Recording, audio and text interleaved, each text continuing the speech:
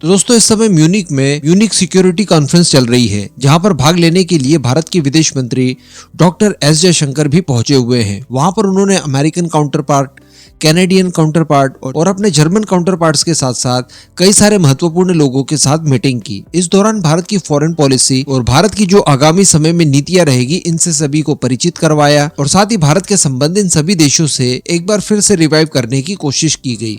और इस बार भी हमेशा की तरह म्यूनिक कॉन्फ्रेंस में पूरी तरह से छाए रहे भारत के डॉक्टर एस जयशंकर। हम सभी जानते हैं कि डॉक्टर एस जयशंकर जिस भी कॉन्फ्रेंस में, जिस भी सेमिनार में चले जाते हैं, वहां पर फिर आकर्षण का केंद्र वही बन जाते हैं कि वो प्रेस कॉन्फ्रेंस वगैरह के दौरान जिस तरह के सवाल जवाबों का सामना करते हैं और जिस तरह से भारत का पक्ष मजबूती से रखते हैं, वो अभूतपूर्व है। हम सभी लोगों ने पास्ट में देखा भी। तो म्यूनिक सिक्योरिटी कॉन्फ्रेंस में भी इस तरह की कई सारी चीजें हुई, मजेदार क्वेश्चंस वगैरह पूछे गए, जिसमें ये तक कहा गया एंटनी ब्लिंकन के एक्चुअली सामने खड़े होकर कि भला एक ही समय में आप रशिया और अमेरिका के साथ अच्छे संबंध कैसे बना लेते हैं। तो इस तरह के सभी सवालों के उन्होंने बखूबी जवाब दिए। लेकिन इसी दौरान एक बड़ी खबर निकल कर आती है और वो खबर ऐसी है कि अमेरिका द्वारा अब भारत से डायरेक्टली पब्लिकली सबके सामने, इवन पूरी दुनिया के सामने भारत से मदद मांगी गई है। जी हाँ, और ये मदद मांगी गई है रशिया के परिप्रेक्ष्य में, क्योंकि रशिया द्वारा एक बहुत ही भयानक काम किया जा रहा है, जिससे अमेरिका के साथ साथ पूरी दुनिया को एक्चुअली खतरा है। और इस समय अमेरिका की जो स्थिति है वो काफी ज्यादा खराब है। एक तो अमेरिका के अंदर इलेक्शंस इसी साल होने हैं, इसके अलावा उनकी आर्थिक स्थिति भी काफी ज्यादा सफर कर रही है।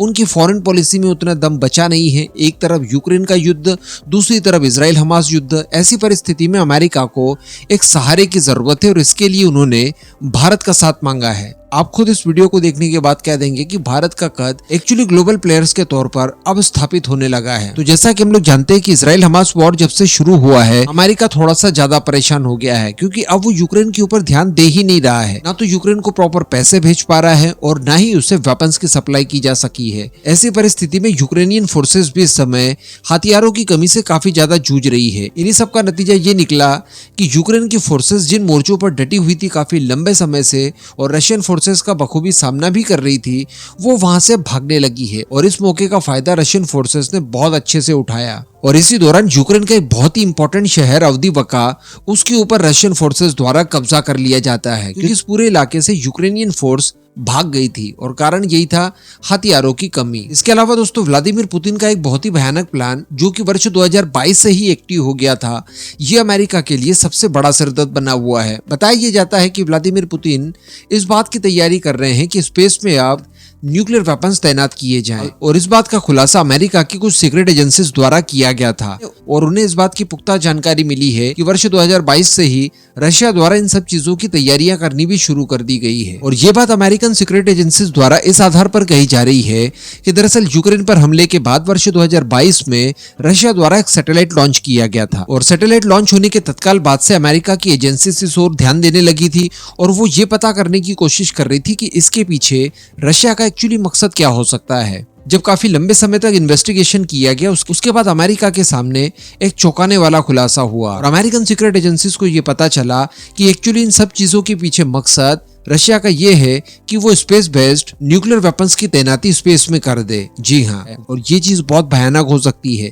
ऐसी परिस्थिति से निपटने के लिए अभी कोई भी दुनिया का देश तैयार नहीं है। ऐसे कोई भी ये डिफेंस सिस्टम वगैरह अभी तक नहीं बन पाए हैं जो कि इस तरह की मुसीबत का सामना कर पाए। और सबसे बड़ी बात कि स्पेस में पूरी दुनिया के ही लगभग हजारों की तादाद में सैटेलाइट्स इस समय एक्टिव हैं, जो कि अलग अलग फील्ड से संबंधित हैं और प्रॉपर अपना काम कर रहे हैं। ऐसी परिस्थिति में इन न्यूक्लियर वेपन्स की तैनाती इन स्पेस में करना ये उनके लिए भी बहुत ज्यादा खतरनाक हो सकता है। और वैसे भी 1967 में एक ट्रीटी हुई थी जिसके तहत आप इस तरह का काम नहीं कर सकते, यानी न्यूक्लियर वेपन्स की तैनाती स्पेस में नहीं की जा सकती। इस ट्रीटी को आउटर स्पेस ट्रीटी कहा जाता है। तो अब इसी सब को लेकर एंटनी ब्लिंकन, जो कि अमेरिका के विदेश मंत्री है, उन्होंने भारत के विदेश मंत्री डॉक्टर एस जयशंकर से मदद मांगी है और उन्होंने कहा है कि आप इन सब चीजों के लिए पुतिन को समझाइए कि वो ऐसा ना करे। और इसके पीछे उनका मानना यह है कि रशिया और भारत के संबंध ऐतिहासिक रहे हैं। प्राइम मिनिस्टर मोदी और व्लादिमीर पुतिन के बीच की केमिस्ट्री भी अच्छी है, तो क्यों ना भारत का जो प्रभाव रशिया के ऊपर है इसका फायदा उठाते हुए इन सब चीजों को न करने के लिए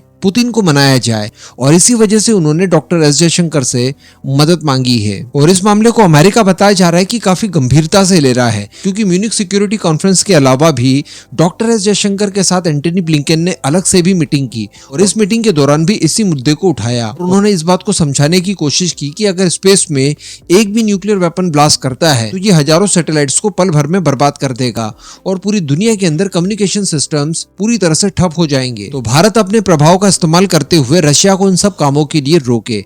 तो अब आप भी समझ गए होंगे कि भारत का जो इंटरनेशनल प्रभाव है वो किस लेवल का हो गया है। अमेरिका जैसा सुपर पावर भी आज भारत से किसी फील्ड में मदद मांग रहा है। ये हमारे लिए बहुत बड़ी बात है। इस पूरे मुद्दे पर अब आपका जो भी मानना हो नीचे कमेंट करके जरूर बताइएगा।